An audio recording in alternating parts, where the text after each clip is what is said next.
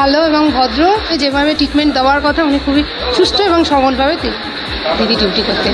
না, চাবির ব্যাপারে আমাকে কেউ জিজ্ঞেস করেনি, আমাকে চাবির ব্যাপারে কেউ জিজ্ঞেস করেনি। ধরনের ক্রাইম হওয়ার পর সেটা লুকোনোর চেষ্টা করা হয়, তাহলে সাধারণ মানুষের জীবনে নিরাপত্তা কোথায়? What has Calcutta police not done? In this case, they have done everything.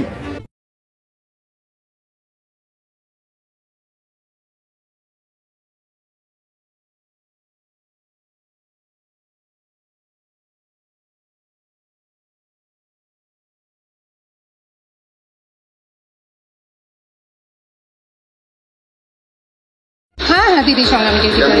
দিদি খুবই ভালো এবং ভদ্র, নীরবে, রাস্তা কোনো কারোর সঙ্গে কোনো কথাবার্তা সেইভাবে কোনো আমাদের সঙ্গে কোনো ব্যবহার খারাপ করেননি। সব পেশেন্ট পার্টির সঙ্গে এবং পেশেন্টদের সঙ্গে খুবই নীরবে ব্যবহার করেছেন।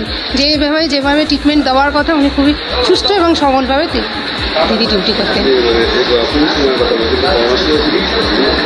হ্যাঁ, দিদি করোনার সময়ও ছিল, তারপরেও ছিল। হ্যাঁ, সবসময় ছিল। আরএমও ইওমো হিসাবেও ছিল। হ্যাঁ, এমার্জেন্সি ওনাকে আমরা এমার্জেন্সিতেই পেয়েছি। হ্যাঁ, আইসিইউতেও ছিল, মানে গাইনিতেও সম্ভবত নাইট ডিউটি করতেন। একাই যাতায়াত করতেন। হ্যাঁ, একাই যাতায়াত। হ্যাঁ, না দিদি খুবই ভালো এবং সেলাই টেলাই দিতেন এবং মানে খুব পেশেন্টের কেয়ার নিতেন। তার থেকে দূরের কথা, এখন এইটা দিয়ে খুব প্যাথেটিক লাগছে। দিদির হাতের লেখাটা এখনো চোখে ভীষণ লাগে। দিদির হাতের লেখাটা খুবই সুন্দর ছিল, একদম গোটা অক্ষরে লিখতেন, ট্রিটমেন্ট শিটে খুব ভালো লাগতো।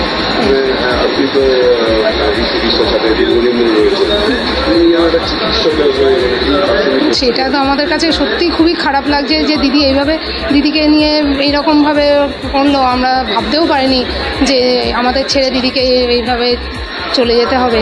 আমরা সেটা তারা শাস্তি, কঠোরভাবে শাস্তি পাক। আমাদের কোনো প্রোটেকশনই নেই। আমরা যে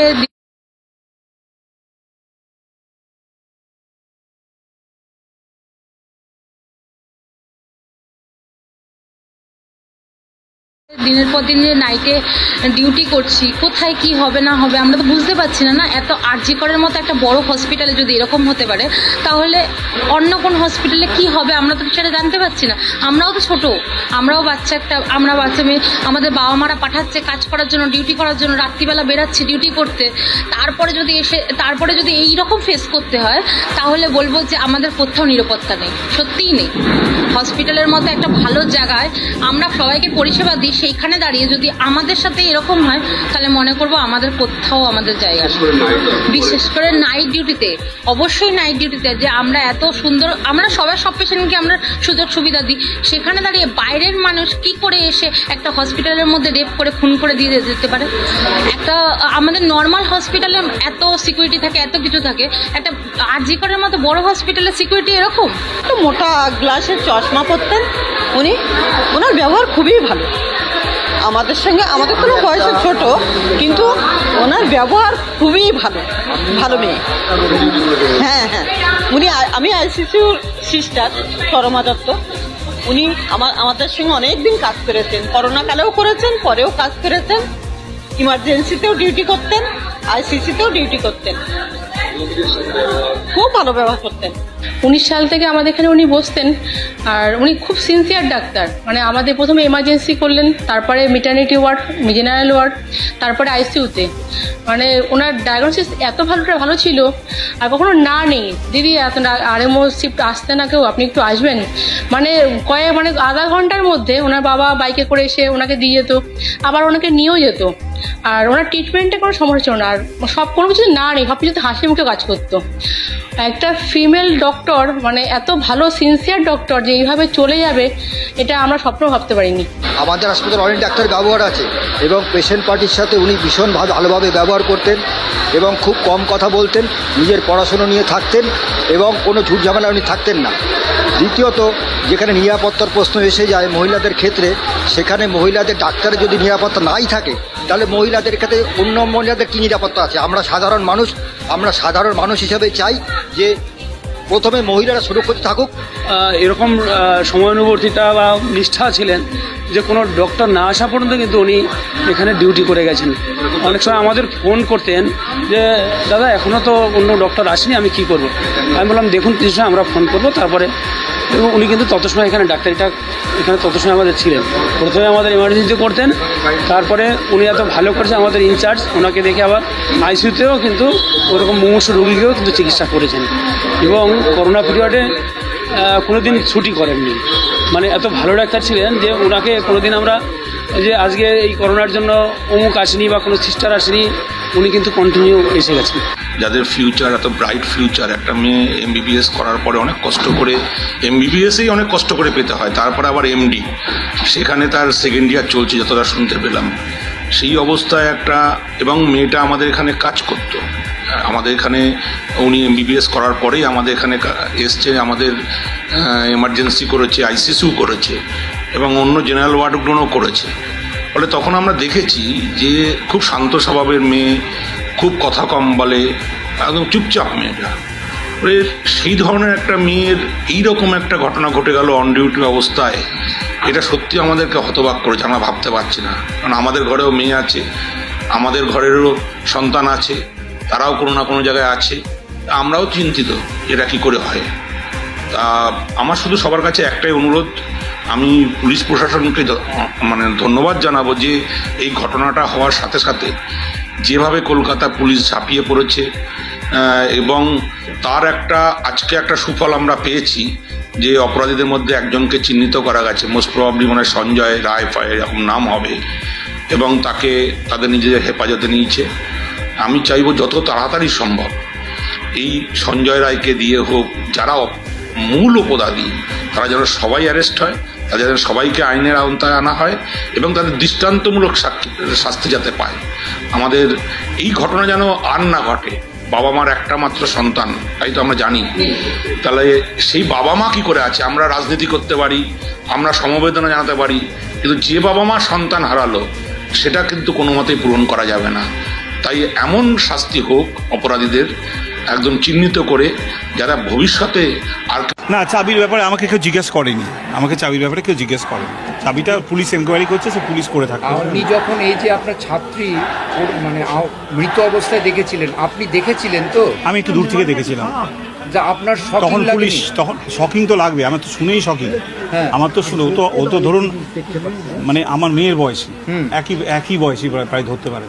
শকিং তো লাগবে। শকিং করে আমি রীতিমতো লিফট না পেয়ে সিঁড়ি দিয়ে উঠে গেছি।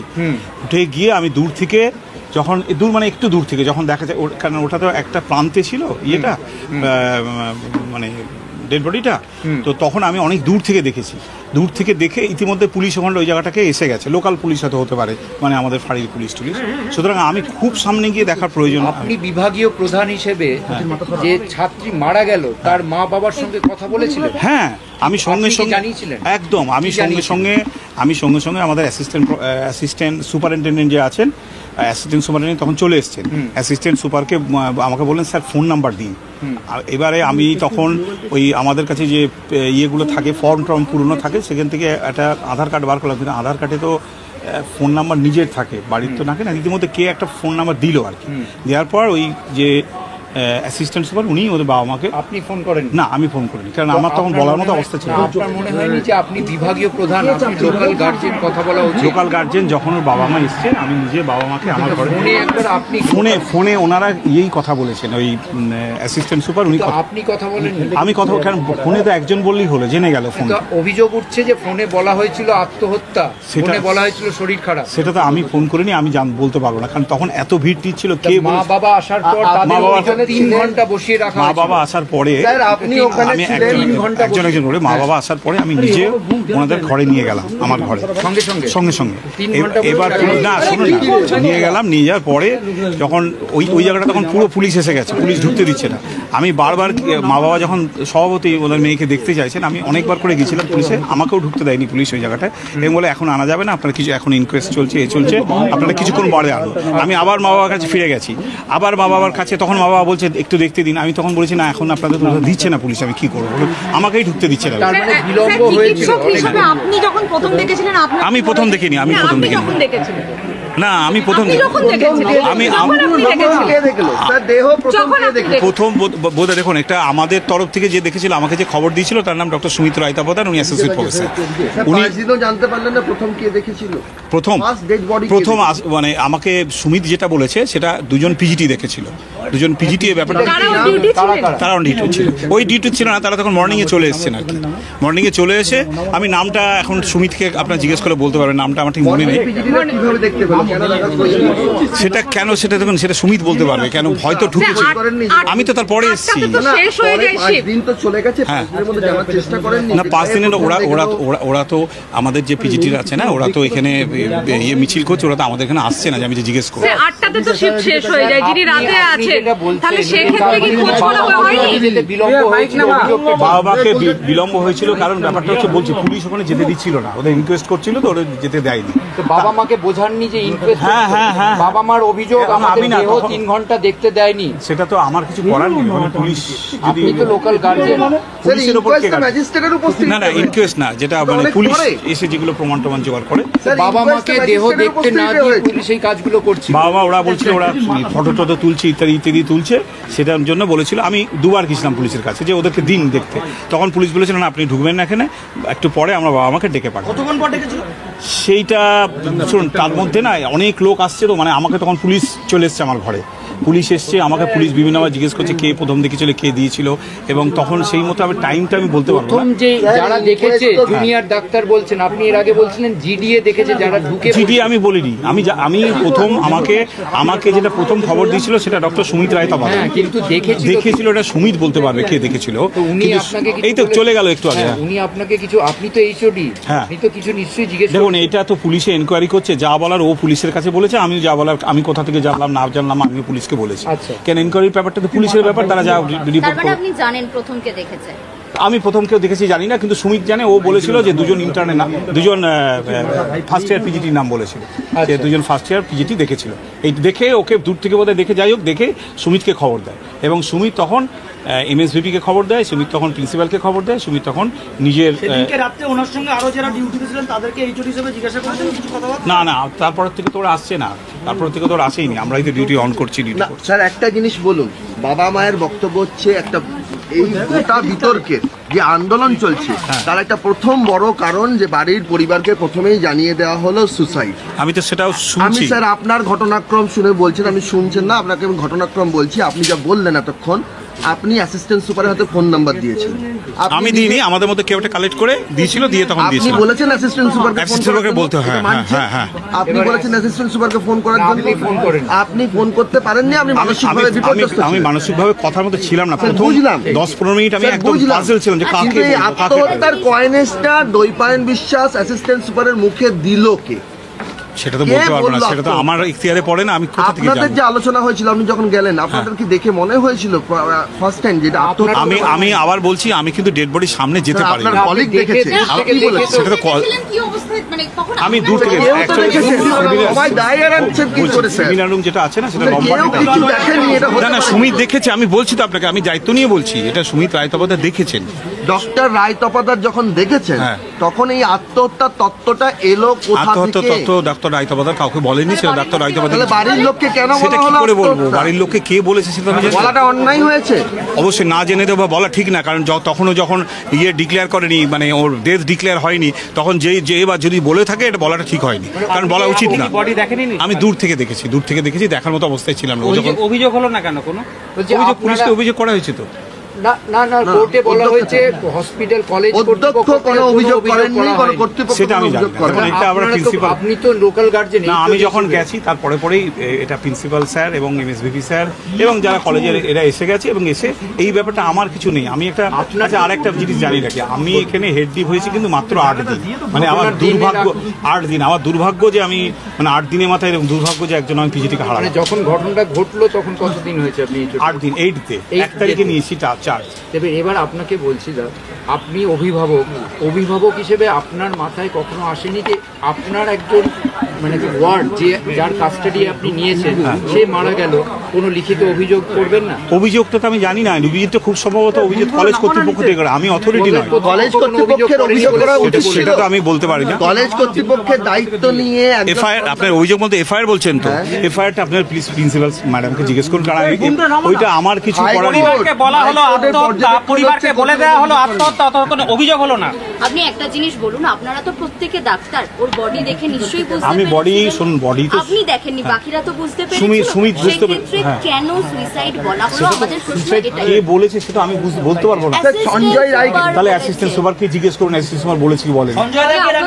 বাবা নাম করেছেন, অ্যাসিস্ট্যান্ট সুপারের নাম করেছেন বাবা বলেছেন, দৈপায়ন বিশ্বাস তাহলে অন ক্যামেরা বলেছেন। এই না, দৈপায়ন বিশ্বাস তার একজন মেল হয়ে গেল, ওটা যে ছিলেন অ্যাসিস্ট্যান্ট সুপার, আমার কাছে যিনি ছিলেন ফোন নাম্বার দেওয়া ছিল তিনি মহিলা, কিন্তু তিনি পুরুষ নয়, তিনি মহিলা। এবার কে মহিলা বলেছে বা এটা তো ওদের কাছে কতগুলো কাজ না, অ্যাসিস্ট্যান্ট সুপার ফোন করেছিলেন, মহিলা অ্যাসিস্ট্যান্ট সুপারের কাছে যখন ফোন নাম্বার চাইছি, ফোন নাম্বার চেয়ে তখন মহিলা অ্যাসিস্ট্যান্ট সুপারকে তখন আমরা ফোন নাম্বারটা দিয়েছিলাম, দিয়ে তখন তখন আমার অবস্থা ছিল না বলাবার কারণ উনি বলেন, আমি বলিনি অ্যাসিস্ট্যান্ট সুপার বলেছিলেন ইয়ের থেকে যে আমি যতটুকু শুনেছি আমার শোনার মতো অবস্থা ছিল না, যে এরকম খুব অবস্থা খারাপ, আপনারা তাড়াতাড়ি চলে আসুন।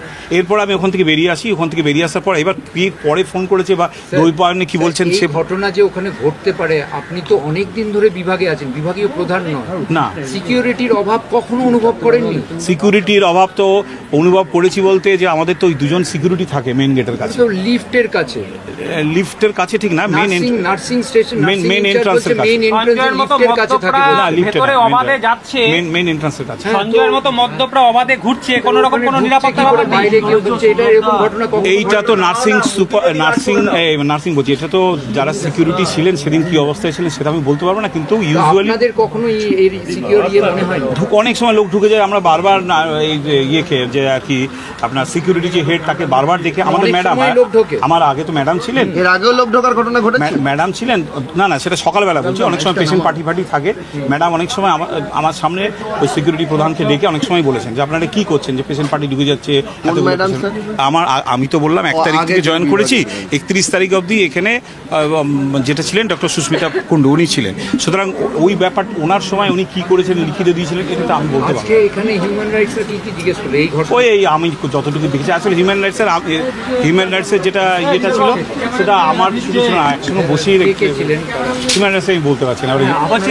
আমরা ছিলেন, ওরা আমার সামনেই ডক্টর সুমিতকে দেখা করতে বললেন আমার সামনেই, তারপরে ওই সিস্টিং নার্সিং ইয়েদের ডাকলেন, আমাদের সেদিন যে নার্সরা ছিলেন তাদের ডাকা হয়েছে, এই তারা আছেন সেমিনার রুমে। ওই দিন আপনার মনে কি প্রশ্ন যাচ্ছে?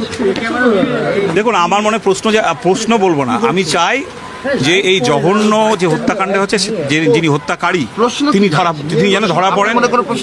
প্রশ্ন নেই, এটাই তো বড় প্রশ্ন যে কিভাবে সেটা স্যার পোস্টমর্টম আমি দেখিনি, কিন্তু এটা পোস্টমর্টমের লোকরা ভালো বলতে পারবে। দেখুন আমি আবার বলছি, আমি ওই মৃতদেহ দেখতে পারিনি, আমি দূর থেকে দেখেছি, সুতরাং ওইখানে আমার পক্ষে বলা সম্ভব না একজন ছিলেন না 2জন ছিলেন, কি করেছেন দেখে কি মনে হয় সেটা আমি ঠিক বলতে পারবো। লেডি ডাক্তার ওই সেমিনার রুমে কটা নাগাদ গেলেন এবং সেমিনার রুমে তো ক্লাস হয়েছিল, সেমিনার রুমে সেদিনকে ধরুন আনুমানিক 4টে অবধি ক্লাস হয়েছিল, তারপর তো ক্লাস শেষ হয়ে যায়, দুপুরবেলা ক্লাস হয়, তারপর আমি দেখুন তালা চাবি তো আমি একটা হেড দেবো না, ওটা যে দায়িত্ব সে করেছে, কোনো রেজিস্টার মেইনটেইন করেন না কি সেটা নার্সিং যিনি ব্লক নার্সিং আর কি সেটা বলতে পারবেন, এটা তো আমার কাজ নয় যে নার্সিং এর সিসি ক্যামেরা ছিল, ওখানে ঢোকার মুখে একটা সিসি ক্যামেরা ছিল, আর ক্যামেরা ছিল কিনা আমি বলতে পারবো না, কারণ এটা সিসি ক্যামেরা তো আমার পার্ট নয়, এটা হসপিটাল অথরিটি যারা অ্যাসিস্ট্যান্ট। সেমিনার রুমের ভেতরে না, সেমিনার রুমের ভেতরে যতদূর মনে হয় আমার ছিল না। এই সেমিনার রুমের তালা চাবি কে খুললো ওই তো বললাম, না আমি জানি না, সেটা এনকোয়ারিকে আমাকে বলবে, আমাকে বলছি না,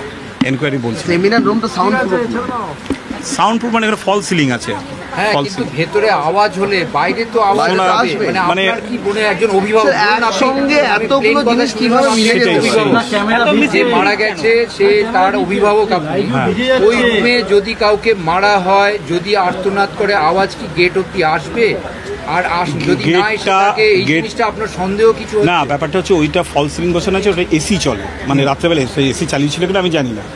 এসি যদি চলে আর দরজাটা যদি ক্লোজ করা থাকে তাহলে শব্দ নাও আসতে পারে। আর ওদের যে বাকি যারা ডিউটিতে ছিল তাদেরটা আরেকটু পরে, মানে 10 ফুট 12 ফুট দূরে তাদের ঘর।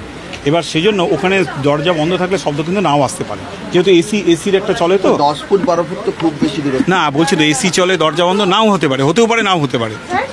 আমার মনে তো আপনাদের মনে সবার মনে যে প্রশ্ন, সেই প্রশ্ন যে খুনি যিনি করেছেন যে তিনি যেন ধরা পড়েন এবং তার জন্য চরমতম শাস্তি হয়, তার জন্য হ্যাঁ এটাই চাওয়া, এটাই আমার বড় চাওয়া।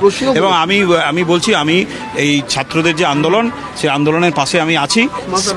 আমার জানার কাছ থেকে দেখেছেন তো একটা সুমিত্রা আইতাবাদার ছিল একদম কাছে, সুতরাং সুমিত্রা আইতাবাদার বলতে পারবে তার দেখে মৃত হয়ে আত্মহত্যা করতে গেলে কোনো একটা মাধ্যম লাগে, হয় সে সিলিং ফ্যান বা কিছু।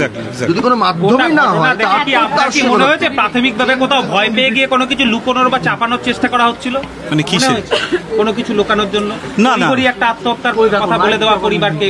আত্মহত্যার ব্যাপার পরিবারকে কে বলেছে সেটা আমি বলতে পারবো না, কিন্তু যেটা ব্যাপার হচ্ছে ফোন করেছিলেন অ্যাসিস্ট্যান্ট সুপার, অ্যাসিস্ট্যান্ট সুপার করেছেন, তিনি বলেছেন কি বলেছেন আমি তো জানি না। হ্যাঁ, হতে পারে, তাহলে বাবা যদি বলে থাকে। কিন্তু আমি বাড়িতে কোনো ফোন করিনি, কারণ আমার তখন ফোন করার অবস্থা ছিল না। আমি অনেক কষ্টে ফোন, মানে ওর কোনো কলিগের থেকে কোনো একটা ভাবে ফোন নাম্বারটা যখন মানে এই কি আধার কার্ডে যেটা থাকে সেটা তো থাকে যে নিজের ফোন নাম্বার, সেই ফোন নাম্বার দিয়ে তো তখন আমাদের মাথাটা ঠিক নেই যে সেটাতেই ফোন করতে যাচ্ছে, মানে ভেবেছিল সেটাতেই ফোন করবো। তখন ভাবলেন যে না, সেটা তো তার ফোন নাম্বার, তাকে করে তো লাভ নেই, তখন বাড়ির ফোন নাম্বার। এবার ফোন নিয়ে করতে করতে করতে কেউ একটা সেই ভিড়ের মধ্যে একটা ফোন নাম্বার দিয়েছিল এবং সেই ফোন থেকেই আমাদের এই যে অ্যাসিস্ট্যান্ট সুপার তিনি ফোন করেছেন। এবার ফোন কে হ্যাঁ হ্যাঁ, আমাদের তো ছাত্রী, তো আমাদের ছাত্রী তাকে চিনবো না, 2 বছর ধরে ছাত্রী। পড়াশোনা ভালো ছিলেন, ডাক্তার হিসেবে ভালো ছিলেন, পড়াশোনায় ভালো ছিলেন। আমাদের অ্যাকচুয়ালি কি জানেন তো, পিজিটিটা মানে একজন থিসিস গাইডের আন্ডারে থাকে আর কি। আমার থিসিস গাইডের আন্ডারে ও ছিল না, ও ছিল ডক্টর সুমিত্রা আইতাবাদের থিসিস মানে থিসিস গাইড, ওনার আন্ডারে ছিলেন। কিন্তু আমাদের যখন ক্লাসগুলো হতো তখন একসঙ্গে হতো, সে একসঙ্গে হয়ে আমি ওকে দেখেছি, পড়াশোনা খুব ভালো ছিল, খুব ভালো ছিল পড়াশোনা, নো ডাউট পড়াশোনা ভালো ছিল এবং ও খুব সিনসিয়ার ছিল।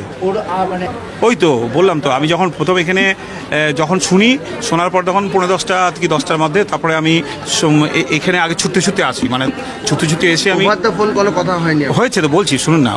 তারপরে আমি ছুটতে আসি, এসেই সুমিতের ঘরে, সুমিতকে আমি দূর থেকে জিজ্ঞেস করলি সুমিত কী হয়েছে। সুমিত তখন বললো দেখো, সুমিত মানে অ্যাসোসিয়েট প্রফেসর যিনি ওখানে ছিলেন সিনিয়রদের মধ্যে আর কি, তিনি তখন বলছেন দেখেছে, তিনি তখন দেখলো সুমিত এই অবস্থা। আমি বেশি দূর যেতে পারিনি, যাওয়ার পরে আমার তখন মনে হলো আগে আমার সুপার আর তখন সুমিত কিন্তু আমাকে অলরেডি যখন ফোন করেছিলাম, আমি যখন গাড়িতে ছিলাম বলেছিল আমি সুপার আর এমএসভিপি আর প্রিন্সিপাল দুজনকেই কিন্তু আমি জানিয়ে দিয়েছি, আর লোকাল থানাকেও বলেছি। কিন্তু আমার তখন এই যে এইচওডি মনে হলো আমার একটা জানানো উচিত। আমি সঙ্গে সঙ্গে আবার প্রিন্সিপালকে ফোন করলাম, একই প্রিন্সিপাল আমাকে বলে হ্যাঁ আমি জানি, আমি শুনেছি, আমি আসছি। আর এমএসভিকে ফোন করলেন, এমএসভি একই কথা বললেন। এই দুজন না না না না না না, এটা তো বললেন না, এই ব্যাপারটা তো আমার করণীয় কিছু নেই এখানে, যেহেতু বড় ব্যাপার, এগুলো প্রিন্সিপাল সুপার বা অ্যাসিস্ট্যান্ট সুপার তারাই দেখবে। ঠিক আছে, এবার যাই। সেমিনার রুমটা কি রেস্ট রুম হিসেবে ব্যবহার হতো রেগুলার?